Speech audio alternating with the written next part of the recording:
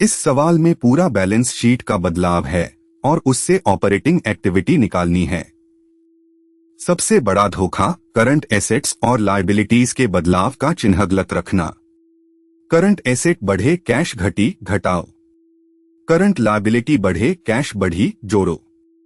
यहाँ बदलाव ऐसे हैं कि सब संतुलित हो जाता है। उत्तर 0 यानी नील।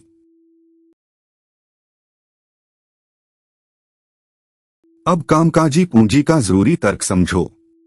करंट एसेट जैसे स्टॉक या डेब्टर्स बढ़े, मतलब पैसा माल में या बकाये में अटक गया, कैश कम हुई, घटाओ। घटे, पैसा छूटा, कैश ज्यादा, जोड़ो। करंट लायबिलिटी बढ़ी, हमें और देर तक देना है, कैश बची, जोड़ो। घटी, हमने पैसा चुका दिया, कैश कम, घटाओ। ये चारों चिन्ह ही पूरे ऑपरेटिंग को चलाते हैं, कभी मत उल्टो।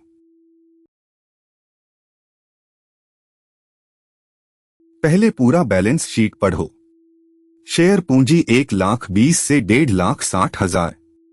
आरक्षित और अधिशेष यानी P&L बैलेंस 1,60,000 से 2,20,000।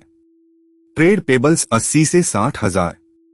अन्य करंट लायबिलिटीज 80 से 90। फिक्स्ड एसेट्स 2 लाख से 2,20,000। इन्वेस्टमेंट 80 से 1,20,000। स्टॉक 60 से 90।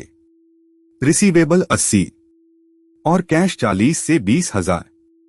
अब इन बदलावों से ऑपरेटिंग कैश निकालनी है।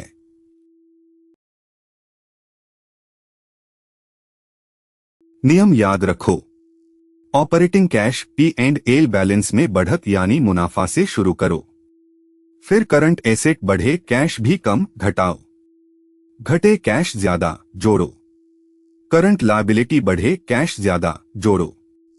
घटे, घटाओ। इन्हीं 6 चिन्हों से पूरा ऑपरेटिंग निकलता है।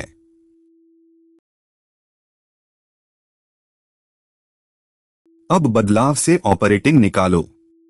P&L बैलेंस में बढ़त 2,20,000 घटाओ 1,60,000, यह मुनाफा।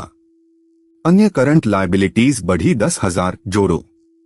ट्रेड पेबल्स घटीं 20,000, घटाओ। स्टॉक बढ़ा 30,000, घटाओ। रिसीवेबल बढ़े 20,000, घटाओ।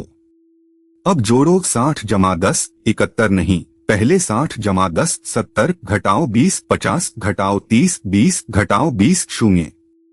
ऑपरेटिंग से कैश 0 यानी नील। पूरा हिसाब संतुलित। सार, मुनाफा 60,000। करंट एसेट्स में बढ़त घटाओ, करंट लायबिलिटीज में बढ़त जोड़ो। यहां सब बराबर 0। जब भी कामकाजी पूंजी के बदलाव ऐसे हों कि बराबर हो जाएं, उत्तर नीलाता है।